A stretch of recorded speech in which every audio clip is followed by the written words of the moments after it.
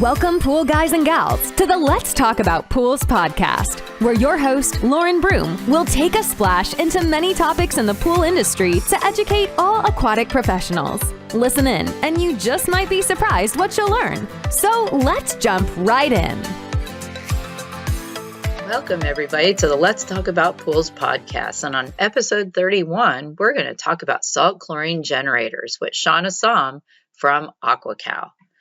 So enjoy this episode. It's going to be really good information. He's the most knowledgeable person I've ever spoken to about salt chlorine generators in the industry. And this episode is sponsored by my awesome podcast sponsor, as always, Skimmer. And thank you very much for having me live at the Orlando Everything Under the Sun Pool Show at your booth, Skimmer. I want to say thank you very much. That was a lot of fun. Hope those that joined me there also enjoyed it. I also want to introduce my brand new sponsor, Blue Ray Etzel, the Real Mineral Purifier. And you'll hear more about them during the podcast. But thank you to my sponsors for continuing education through the podcast. And I hope you all enjoy this episode with Sean Assam on salt chlorine generators. Let's jump right in. This is Skimmer, software for the modern pool professional.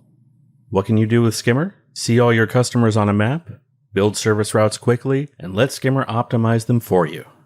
Access customer information, including contact details and full service history, anytime and anywhere. Customize work orders to track jobs like repairs and filter cleanings. Email your customers when you complete a service. You can include service details and on-site photos. Does your customer need a part? Add it to the shopping list and track it from purchase to installation. Skimmer will even remind you what parts you need for the day, and you can mark them as installed right when you're finished. Skimmer doesn't just store your service history. It helps you get paid. We integrate with QuickBooks Online for fast, easy invoicing. And we've got more billing options coming soon. All that's just the beginning. Go to getskimmer.com to watch our demo video, check out our online tutorials, and see if Skimmer is right for you. Hey, everybody, and welcome to my podcast today. Let's talk about pools. And on today's episode, I have my guest is Sean Assam with AquaCal AutoPilot. He's the National Accounts and Commercial Product Manager. Welcome, Sean. How are you today? Good morning, Lauren. I'm fantastic. Living in Florida, you can't help but do fantastic. Yep, I agree. We're both down here, so we both get to enjoy the wonderful weather. So tell me a little bit about yourself and how you got into the industry and just how long you've been here, what you've been doing. Well, I've been in the industry. This year is my 35th year. Spent most of the time in distribution and manufacturing. So the parent company of AquaCal AutoPilot is Team Horner. And now Team Horner in the state of Florida, we have about 15 different branch locations that distributes. We're a full line distributor for all products in the pool industry. So that's where I made my start, working in the warehouse, make my way up into a driver and then into customer service manager, sales in the Dade, Broward, and Palm Beach counties, and then went into the manufacturing side. And the manufacturing side, we manufacture the AutoPilot chlorine generation systems and the AquaCal heat pumps. So the last, I'd say 20 years of my career has been in the manufacturing side, dealing with these two manufactured products. And I think it's pretty exciting because what we're discussing today is going to be the chlorine generator portion, but it discount the AquaCal side of it on our heat pumps, which is also a very growing marketplace for places like California, where they're starting to outlaw appliances. A heat pump becomes a much more viable option for those clienteles out there. So, but, like we talked about before, the salt system is what we're going to discuss today. And it creates a very unique opportunity for all the pool contractors because of the dynamics that's going on with the shortages of chlorine products. But I love the pool industry. It's all I've known pretty much of my whole working life. And I'm with a company that is Team Horner is a employee-owned company. As of this year, we finally paid off the owner of the company to become all 100% owned, employee-owned. Wow. So that's exciting as well. That does sound very exciting. You feel invested in it. Absolutely. Absolutely. Well, and we have a great, the owner previously, Dr. Bill Kent, ever since I've worked, has a very open door policy. And it's like, if you were in the warehouse and wanted to ask him something, he would welcome you. And then I've always known him to say that when he's ready to retire, that he would rather sell the company back to the employees than to any of these other distributors or other big companies. So he's a man of his word, and we're very glad for that. He's definitely a wonderful guy. I actually got to interview him on my podcast. It's either has been published or has not been posted yet as of this podcast, but he came on and I interviewed him for drowning prevention. Right. Which is one of his big passions legislatively. So I interviewed him. So my listeners will get to hear about Dr. Bill Kent and some of the other things he's done outside of just being the owner of Team Horner in the past. Wonderful person. It was a wonderful interview with him. And I look forward to my listeners getting to listen to him this year. So why don't we get right into it? We're talking about salt chlorine generators today, right? Yes, we are. Why does a salt cell scale up, Sean? Well, I think when you look at salt chlorine generators, there's a couple of things that are common with salt systems, and cells scaling up is very common. All right. And one of the worst conditions for the life of a cell is to let it get scaled up, because you can greatly reduce the life of the cell if it scales up on a regular basis. Now, there's really two reasons why a cell is going to scale up. The first thing is every salt system has a feature that's called self-cleaning, which is technically it's reverse polarity, which is the electrical current going to the cell. So when the cell reverses polarity, it has a tendency to change the nature of the pH within the cell. So that one surface of the blade becomes very acidic, the other surface becomes very basic. So we know that with the high pH, a basic side, that there's a tendency for scale formation. So that's what happens to the cell, is that the scale builds up. When it reverses polarity, that high pH surface now becomes a low pH surface, and that calcium buildup dissolves back into solution. All right. So that's what's supposed to take place on a regular basis. Now, if that unit is not reversing polarity, what happens is that scale builds up. And because it's not dissolving it back into solution, it builds up on top of that layer of calcium, and then builds up again to the point that it actually bridges across the blades. And when you look inside of a cell, it looks like it's completely packed with scale. All right. The other reason why is, like I touched on before with the pH, is the saturation index. A lot of pool guys know to test chlorine and pH. Not a lot of people test the saturation index. Now, the saturation index will include your alkalinity, calcium hardness, water temperature, and pH are the four main parameters for the saturation index. So a lot of times we look at water chemistry and say, okay, if I test all these parameters and they fall within the acceptable range, I should be good. But the fact of the matter is, if you've got two or more of those parameters on the higher side, your water's going to be in a scale forming condition. And the first place that scale is going to look for is right within the cell itself.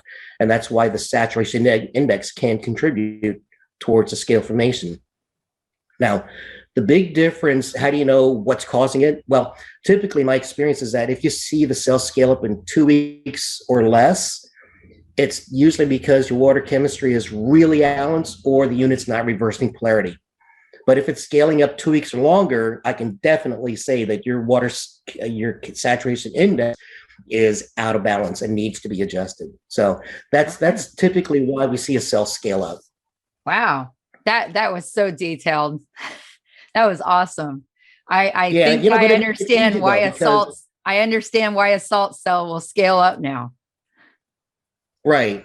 But the thing is, if we go at one step further on our water test, and at least once a month, test for the saturation index, I think you'll agree, being a CPO instructor, if you maintain saturation index quality of water, it makes your overall water chemistry much easier to maintain. It makes the water look better. It's healthier, you know? So in regards to the chlorine generation system, it's going to help that cell last the longest by maintaining your saturation index. Totally agree with you, Sean. All right. So how does a salt system detect the salt level? You've got different technologies between manufacturers. There are some manufacturers like AutoPilot, and I think Jandy also, we have dedicated salt sensors. Okay. So what we're doing in testing for salt is we've got probes in the water that's testing across and looking at the conductivity of the water. And that's going to give us an idea of what the salt level is. So it's a dedicated salt sensor, and it'll give you a reading in parts per million. Some of the other manufacturers will take a look at the amps and volts going to the cell and assume what the salt level is. All right. So what that means is if I've got a clean cell, the water temperature is pretty moderate, or it's not cold, and our salt level is supposed to be where it's recommended by the manufacturer, and then I can say, based on these parameters, the salt level should be 3,000 parts per million. But when you're testing it based on the amps and volts, there are other factors that will contribute. Cold water temperatures will cause the amps and volts to fluctuate. The actual salt level being low will cause the volt to fluctuate. And if the cell's scaled up, it'll cause it to fluctuate. If the cell is starting to fail, it'll fluctuate. So a lot of times with cold water, a scaled cell or failing cell, there's a tendency for that system to say you're low on salt, okay, and do a salt indicator light that you're low. So what happens is the homeowner's going to see a red flashing salt light and say, well, I've got to put salt in it. They put salt in it until the light goes back to green. But before you know it, oh, my cell scaled up. Let me clean the cell. Your salt becomes much higher than is recommended, and now you've got it diluted back down. So the two different types of way that salt's detected is either by a dedicated salt sensor or by looking at the condition of the cell based on the amps and volts going to the cell. So it's always best advised, if you're seeing a low salt condition, to just test it to make sure that you are low on salt and add your salt accordingly.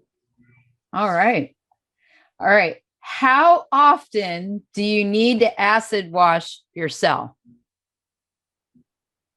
Well, I know that there are some companies that will say every month to take the cell out and acid wash it. The only reason that you need to acid wash a cell is if there's calcium scale in it. And again, if there's calcium scale, you want to go back to checking your saturation index, all right? Because the reverse polarity or the self-cleaning feature should do a fairly good job at keeping scale off of the cell if your saturation index is balanced, all right? So how often do you need to acid wash it? In my opinion, only if you can see visible scale on it, or if you're having constant issue of being able to maintain chlorine residual.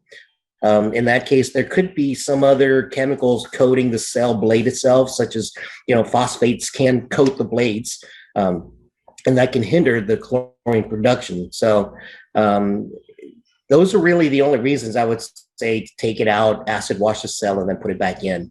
Okay. So it sounds like high phosphates are something they should be checking too, just to make sure they don't have high levels, because it sounds like it would affect the chlorine generated by the cell. Right. We know, phosphates, like when I do my classes and I talk about phosphates, there was a point where I would say that, if you've got high phosphates and no visible algae, no problem, just bump up your chlorine level. But if you've got visible algae, now you've got a food source for phosphates. Right. So now it becomes more difficult, because not only will the phosphates feed on the algae, it's not really killing the algae, it's helping it thrive, but it becomes a very high chlorine demand situation. So you've got two problems kind of compounding each other. So Another question I ask is, if you've got algae and if you've got phosphates, what do you treat first? And a lot of times I'm going to hear, well, you treat the phosphates first, right? Because you want to get rid of that food. Well, I suggest to kill the algae first and then treat your phosphates afterwards. Okay. Because if you treat for phosphates first and then you kill the algae afterwards, what happens when you kill the algae is you release phosphates back into the water. And you'll now you be got a double dose removing of phosphates all over again. First, Exactly. So if you just do kill the algae first and then treat for the phosphates, then it's going to be much simpler for you to take care of the problem. But yeah, phosphates can become a big issue. And fortunately, there's chemical treatments to get rid of the phosphates. Yeah, there's a lot of choices out there now. You don't just have to drain the pool. Exactly. All right. How do you know when the cell needs to be replaced? Well, you can't look at a cell generally to see if it needs to be replaced, because when you look inside everyone's cell, you're going to see a body that has a bunch of blades inside of it. The blades tend to be a titanium metal with a coating of what's called ruthenium oxide. Now, the ruthenium oxide is baked onto the surface of the blade, but it's not to the point where you can visibly see it, or see how thick it is. So you have to depend on manufacturer recommendations are for the acceptable amps and volts. Your typical cell life is going to be about 7,000 to 10,000 hours of operation. So for a year-round pool, you're looking at 2 to 4 years of life before you need to replace a cell. On a seasonal pool, you kind of double it because they're running 5-6 month seasons. So 4 years on a cell before it needs to be replaced. Now, remember I spoke about the saturation index, right? So if a cell scales up, you can quickly deplete that cell in less than a year. That's how bad scale formation is. So I try to emphasize saturation index over and over again, because that's one of the main parameters when you're dealing with chlorine generation systems to help that cell last as long as it should. All right. So 10,000 hours of operation. Look at the amps and volts according to the manufacturer specifications. When it falls outside of that range with a clean cell and correct salt levels and 75 or warmer water temperature, when the amps and volts fall outside of the range, that's usually an indication also that the cell is failed and needs to be replaced. All right. Wow, that LSI, we're going to hit home. I mean, being a CPO instructor, I know how important teaching that water balance is across the board. We're just bringing one specific example here, why water balance and LSI is so important for very important your salt chlorine generator. So if my listeners are recreational, doing residential private pools, which is the majority of their route, a lot of especially in certain states, a lot of them are on salt chlorine generators now. So you need to understand water balance and water chemistry. And if you haven't gotten trained, get trained, right, Sean? Because we're only going to see more salt chlorine generators that would be affected by pool techs not properly maintaining water balance. Right. And like I said, it's just that one extra step at least once a month to check your alkalinity and your calcium hardness in addition to your pH and water temperature. Just about every tailored test kit has that water gram wheel that's used to determine what your water balance is. But even if you don't use a tailored test kit, let's say you're using strips, you can download, there's a lot of apps online as you put in the saturation index. And I know you deal a lot with Orenda. Orenda has a LSI app on their site also. Yes, they do. I want to introduce my new podcast sponsor, Blue Ray Etzel, the Real Mineral Purifier. Thank you so much for contributing to the education of our pool industry by being a sponsor today. And thank you as always. Blu-ray XL is the power of minerals working for you. Reduce your overall chemical costs and labor up to 50% guaranteed. Whether you have 20 accounts or 20,000, Blu-ray XL's direct pricing and free shipping to the pool trade have you covered. Improving pool professionals' profit and work-life balance is what they do. Blu-ray XL, the real mineral purifier. Visit them at Blu-rayxl.com. Blu-ray all day. All right. Why would you not want to boost your salt system, Sean?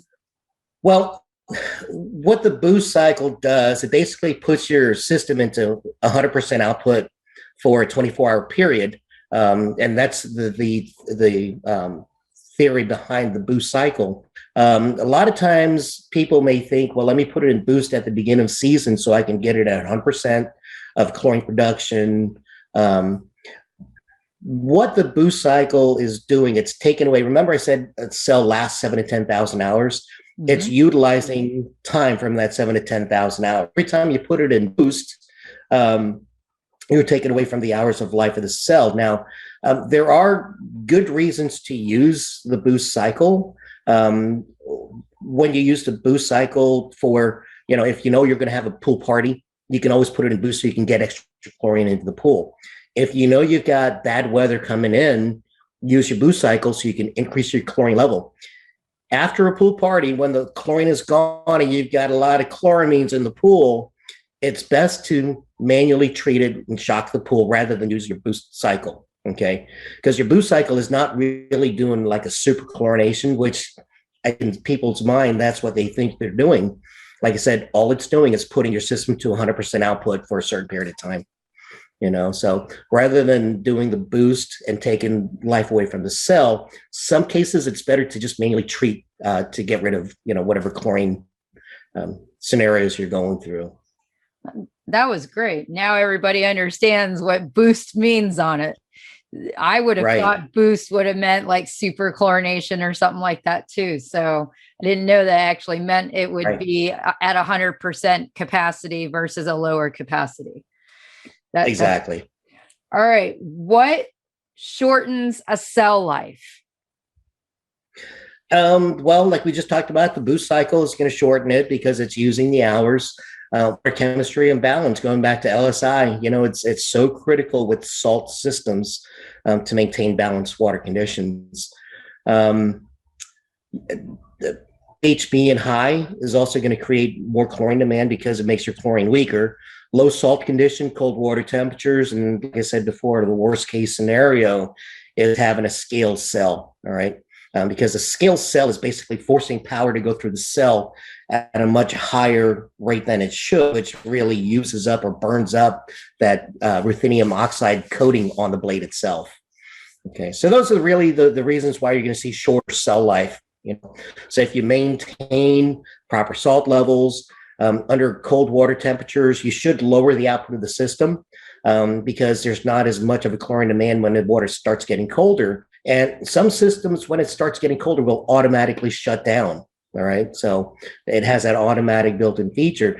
The AutoPilot system, all of our units have what we call automatic temperature compensation. And what we do with automatic temperature compensation is we know that when the water gets hotter, you need more chlorine. Our units will increase automatically, all right, to make more chlorine. As it gets colder, you don't need as much, so it'll decrease automatically. But the AutoPilot does not get to a point where it shuts down because it's too cold. It's going to continue reducing the output. And then when it gets to 55 degrees or colder, it's at 1%. Because our thinking behind that is if you're still circulating water, you still need some chlorine in there, all right? So systems that shut off, the homeowner's got no other option but to manually add chlorine into the pool. With our unit, we'll continue to pulse a little bit of chlorine into your pool still, regardless of how cold it gets. So that's really cool. All right, why this is a good one. Why does the pH rise so high when we're dealing with that's another thing that we hear about. We always hear that with a chlorine generator, your salt's always going to climb high. Well, the chlorine generation process, one of the byproducts is sodium hydroxide, all right?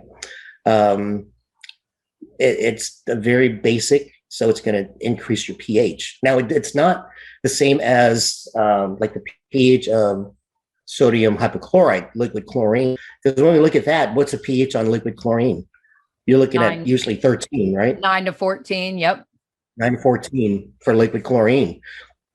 And when you're looking at gaseous chlorine, your pH is very, very low. It's like 0 or 1, very low on the pH scale. So we look at, remember I talked about the blades before, the nature of the pH on the blades are different. So when we look at the blade itself, there's a tendency that if you minimize how long the cell is running, your pH isn't going to climb as quickly. All right. So this goes back to a question of, well, what's the right system for my pool? What size cell should I get? I always recommend go with the biggest cell that your customer can afford to buy or that you can afford to put on there, because with the bigger cell, what happens is you're not needing to run the output as high as with the cell that's, if I've got a 20,000 gallon pool, I'm going to put a 20,000 gallon cell on there. In that scenario, you're typically running 75, 80, 85%, 90%, or 100%. The longer the cell is on, the more that pH is going to drift up. So when you oversize, you're not running into the 75 and higher percentage, you're running into the lower 20, 30, 40%. So there's much less deviation in your pH when you're running it for short periods of time. Okay, so that's why I recommend always sell on the bigger cell and oversize if you can. What's new with salt chlorine generators, Sean? We all want to know. What's new with the salt systems? Well, I think what's exciting for us is that we've got a new model that we came out with this year. But just to touch on our current model line with AutoPilots, it's like we have this manifold that's built in, and one of the devices in the manifold is our tri-sensor. And I think what differentiates our salt system from all the other manufacturers is that tri-sensor is testing for flow. So we can operate at a pretty low flow, 15, 20 gallons a minute. So with all the variable speed pumps, it makes it more advantageous. You can run at the lower RPMs. We've got the dedicated salt sensor, and we will show you what the salt level is in parts per million on the unit itself. Now, we go one step further. When you're low on salt, we'll calculate how much salt is needed to get back to 3,000 parts per million. And that'll display on the unit itself also. On the other side of it is if you put too much salt into your pool, a lot of systems will shut down because of high salt. The AutoPilot does not shut down because of high salt. We love high salt. We can use our system in aquariums, in oceanariums, where they're using 35,000 parts per million of salt. We'll still operate and generate chlorine in those conditions. All right. So for the systems that shut down because of high salt, AutoPilot will continue operating. The third sensor on there is a temperature sensor, and I described the automatic temperature compensation before with adjusting the output higher and lower. So we continue to do that. Now, those features we've taken and put into our new system, which is called the ChlorSync. Now, the ChlorSync system is a very cost-effective system. Coincidentally, it's the same size and union size as a Pentair IntelliChlor and the Hayward Turbo Cell. So it makes it a real easy swap out if you're replacing any of those systems. Now, with our ChlorSync system, we've got a 30,000, a 40,000, a 50,000 gallon cell. We do have 3-year parts and labor on our new systems. But what's most exciting as well is that with our ChlorSync, we have a new option that's called the Pool Sync. Now, with the Pool Sync, I can use that with the ChlorSync system, and I can use it with our AquaCal heat pumps. But what it is, it's basically a Wi-Fi antenna and a phone app. So what it does, it gives that homeowner availability to go right into their phone and see what the output is, see what the salt level is, control the levels, put in boost if they want to. But it's that one extra step that gets them into what the homeowners really want, is basically everything on their phone that they can see what's going on, right? Yep. So the Pool Sync is a very cost-effective option, So I think on the homeowner side, it's a MSRP, I think, of around $200, So to give a homeowner who wants that availability without having to buy a more expensive Easy Touch or AquaLink type system, which is going to be in the thousands of dollars for them, they get a real cost-effective option that gives them that instantaneous gratification of a phone app. The fun gadget. So they want the fun gadget, right? Exactly. So, I mean, this is for a homeowner who wants that, but for the pool contractor that has a ChlorSync system on multiple customers' pools, they can go to their phone, and as long as they have the Wi-Fi permission from the homeowner to put it on their phone, they can actually pull up that homeowner's information on their phone, such as if they call and Mrs. Jones calls and says, hey, I don't know what's going on, I think my system's not working. He can go on his phone app, pull up Mrs. Jones's pool sync, all right, the ChlorSync, look at the system and say, well, you're running right now. Somebody changed it to 5% output. Oh, It might be a little low for what the pool is, and they can let me go ahead and put it back to what it should be. And on their phone, they can increase it back up.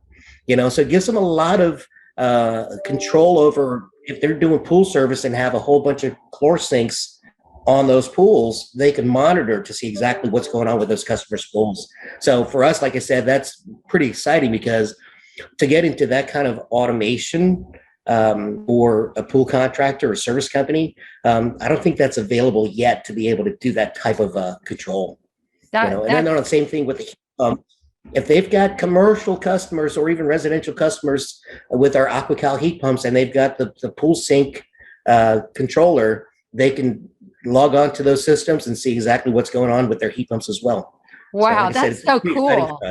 Yeah, that is cool. The technology that's neat, Sean. Will salt systems see some benefits to the chlorine shortages that we're seeing this year? Yeah, absolutely, and we're seeing it already. We do a lot of our commercial systems with pool management companies. Okay, and with the pool management companies, they basically have two options: they'll sell it to the end user, or they buy it from us and they include it as part of their service. So what they'll do is they'll do like a 3-year contract with a commercial property and will include the salt system as part of it. So what the pool management company is seeing is that their chemical costs are greatly reduced, right? Because when I do a calculation of liquid chlorine to salt generated chlorine, a pound of liquid, or a gallon of liquid is typically costing on the wholesale side, about $1 a gallon. On the retail side, they're paying $2 or $3 a gallon. When I look at what it costs me to manufacture an equivalent 1 pound of chlorine to a gallon of liquid chlorine, I'm producing it based on electrical cost. I'm producing it for about 12 to 40% less what it's costing to buy packaged chlorine. So in that regard, in most cases, it costs less to maintain it with that. The other part of it is that when we're dealing with like the fire of the biolab factory, we can see that there's shortages, like, we talked about before, with the higher demand of pool owners and pools going out there, there's a higher demand of chlorine products. So there's going to be shortages because it's just getting consumed pretty quickly, but also it's not being manufactured as quickly, because of the companies burning down. So it's going to be a viable option. Now, I know there's a lot of pool companies that have negative feelings about salt systems to begin with because of some of the damage that they see. I know in the Texas marketplace, they see a lot of deck damage. Now, you can say that it's because salt, but when you look at a liquid chlorine pool, if you're using liquid chlorine, you're adding something to your pool. In Florida, there's a lot of liquid chlorine pools, and I guarantee you there's a lot of pools that are very high on salt without the homeowner even knowing, So if you're not seeing damage as a result of liquid chlorine pools, why would you see it because of a salt pool, right? Because with a salt pool, I'm not adding more and more and more. I'm getting it to 3,000, maintaining at 3,000, okay? But in regards to like other equipment, corrosion, all that stuff, it does happen because when water splashes out, you've got your concentration of salt and the water evaporates, that salt concentration is actually going to increase. So yeah, salt can cause damage, but you look up at the Northeast and they salt roads, you don't see as much damage as you would see on a pool, and they're maintaining much higher salt levels up in the Northeast, right? So in regards to the benefits of a chlorine generator to solve shortages, I think both on the residential and commercial side, it's going to be beneficial. Once we can get the pool contractors to really understand that it's not really just the salt that's causing issues with other equipment, It's overall water chemistry that's going to create that as well. Because I can show you pictures of fresh water causing damage to a cement poured deck, and there's no chlorine in it at all. So look at the Niagara Falls, right? How much deterioration that has experienced, and it is just fresh water flow going into the over the fall. With our salt systems, once you put it on, it's pretty much inflation proof, because salt generators have pretty much maintained the same pricing for years and years of generation, right? We don't see a lot of price increases with chlorine generation systems. So, basically it's inflation proof. Once they buy that salt system, they create chlorine as they want to, up to the capacity of that cell. Salt is always going to be readily available, right? So we're not seeing any kind of increases on the cost of salt. So that can be added at any point. And like I said before, when I look at the cost to generate a pound of chlorine to a gallon of liquid, which is equivalent, the cost generated is much less. Now, when we compare it to a trichlor, it's even much greater savings versus a trichlor tablet. Okay. So now, one of the other things that we do, in particular, AquaCal AutoPilot, is in regards to our commercial products. When we put a pump or we do a salt system on a pool, a lot of times with bigger pools, the cost of the system is going to be, well, we have to go before the board of directors, we got to go before the homeowners association, and then it becomes a capital expenditure, right? And usually capital expenditure, it's like we're going to have to put it off till next year until we can save up money. So one of the things that AquaCal AutoPilot offers to our dealers is what we call our rental program. Okay. And in the rental program, instead of having a high capital expenditure, I'll break it down to either 3 years or 4 years of monthly payments, in which, like, my normal commercial warranty on a salt system is 1 year parts and labor. With the rental program, I'm going to cover the parts for the whole duration of the rental. So now that becomes a big benefit to that end user, that goes onto the rental program, or to the pool contractor, because they don't have to pay for any parts that fail. The cells fail over 3 or 4 years, 2 years, 3 years. The cell will be replaced at no charge. Any of the power modules that fail over that duration is given to you at 100% warranty. After the first year of labor, you can charge to replace those parts if you want to, but the part itself is covered under the rental warranty. So for a lot of my dealers that are into my rental program, after that term expires, we typically roll it over into another 3 or 4 year term. So it's an ongoing thing for the property itself. It becomes a budgeted item instead of trying to get a capital expenditure, approved by committee, right? A budgeted item is much easier for that pool manager to just say, listen, this is what I'm going to be doing now. It's only going to cost us X amount a month, instead of trying to let's get $20,000. I can charge them $130 a month, So that is exclusive to AquaCal AutoPilot and to our dealer network. But that is something that's available that kind of helps make closing a sale for the pool dealers a lot easier. I have to agree. After being in the regulatory side, and I used to meet with, HOA boards and condo associations, they get the great idea that they want to put something on. But like you said, it's a large number up front, capital expenditure, getting the board together, getting everybody to approve it, having the option to be able to spread it out is a lot different in their mind, because now that it's like budgeting it, it's just like they resurfacing. They'll wait until they're written up for a violation on their surface. And then all the years that they've had that surface, they could have been budgeting. That's kind of what they're doing with their salt chlorine generators. They're budgeting for it in increments instead of the big sticker shock in the front end. Absolutely. I think is a great idea. And then it includes warranty and stuff like that. So if something breaks down, then it's covered. So that's awesome, because you always worry about, you buy something brand new and you put all this money at the front end. And then what if it doesn't last the whole time? Then you worry about all that money you just dumped in at the front end instead of budging it out because it's just a whole different. I think it's awesome. I think it's an awesome idea to try to. And I think that's like a great selling point. Like I said, it's a tool for the contractors to use to help close on a sale, right? And it's I don't think there's been anything like that offered unless it's a pool management company giving that to the end user. This is coming financed from us, either to the pool contractor or to the end user. We can do it either way. So any of the pool contractors, service contractors, pool builders that are listening on today at the podcast, this is available. Yes. Call Sean Assam and try to take advantage of that program because it might help you get a sale and install one of their awesome salt chlorine generators. It just gives more options. So any of you that are listening, call them, see what it's all about. So anything else you want to?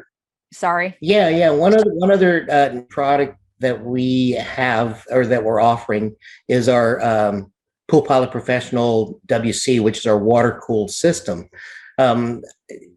If you're familiar, if you go onto the AutoPilot.com and look at our AquaPilot Professional, what you'll see a manifold with a series of up to 6 cells standing there. Those are commercially rated cells, so we're producing the equivalent of over 15 pounds per day of chlorine out of our AquaPilot Professional. Now, the Pro WC, the water cooled series, is going to be our single cell high output. So with a single cell, we can produce up to 28 pounds per day of chlorine production out of a single cell. So that's going to be, pretty exciting for us as well, because it allows us to get into areas where space might be a limit, or you may need a higher capacity than putting multiple of our 6 cell systems to produce the higher outs. But all of our commercial systems are NSF 50 approved, and which is what's needed for commercial. And again, if you've got any projects along the line that's looking for salt systems, you can get a hold of me, because a couple of things that we like to do, or I like to do, is to make sure that we're sized up properly. Because I know there's a lot Department of Health regulations throughout the country that's different from state to state, and even within a state, they look at different things between cities as well. So I like to keep up to speed with what's required all around the country, and some places might have a particular sizing criteria. I know Florida, we've got flow rate divided by 13.89 gives you pounds per day of chlorine that you need. That's exactly so it's really easy to try to figure out. But we want to make sure that we're sized properly on a commercial application. So one of the things that I see too often is, like, if I've got a 60,000 gallon commercial pool, what's common is for that pool contractor, service contractor, to go to distribution and say, I got a 60,000 gallon pool. What size cell can I put on there? Oh, well, let's look at this cell. It's good for 60,000 gallons. That's not how it works in the commercial field. All right. Exactly. There's a lot of other things that's involved that gets into regulations. So we could talk about regulations and salt chlorine generators. I could tell you from my experience in Florida, they consider it a modification. And so this could be different, and look into it, other listeners in other states and counties and cities, and know your regulatory codes. But as an example, Florida here commercially will require that I think you get a building permit. Most of the building departments will want a building permit, and it's a modification that has to be submitted on the DH 4159 form for the Department of Health here in Florida. And you have to submit that modification to the health department. There's no fee to the health department for that, unless certain counties have special fees that they've added at the county level. But at the state level, there's no fees for that. And you submit that, and then they're going to make sure that the contractor has made sure that the output sizing is correct. The output rate is correct for your state or local regulatory authority. Right. And here's what's different. Like I talked about, it's within the states, it's different. And then within a state, it can be different between counties as well. Because in Florida, I know there's some counties that require engineered plans, right? So now you got engineered plans that can be anywhere from another $700 to $1,500 per body of water. There's some counties that say, all I need is a letterhead from the properties saying that they acknowledge they're putting in a salt system. Big differences between counties, you know. So those are the things that we look at, or that I look at when we go into a commercial environment. Well, thank you so much for being on my podcast today, Sean. Absolutely. I appreciate the invite. No problem. How can people get a hold of you or find you? Well, I'm on Facebook on some of the pool related 14 SI Facebook page. I can be reached at my cell phone number is 954-325-3859. My email address is Sean, SEAN, at teamhorner, HORNER.com. And I'm monitoring those all the time. So I'm easily accessible. Awesome. I know I see you on Facebook all the time, chiming in some of the aquatic Facebook groups when people have questions. You're very absolutely active on there. Well, thank you for being on my podcast today, and you have a wonderful day, Sean. Thanks, Lauren. You too. And again, thank you so much for the opportunity. No problem. Thanks for diving in today with the Let's Talk About Pools podcast. Be sure to follow us on our YouTube channel or our Facebook page. And feel free to rate, subscribe, and leave a review wherever you listen to your podcasts so more aquatic professionals like you can learn about the show. We appreciate it, and we'll catch you in the next episode of the Let's Talk About Pools podcast.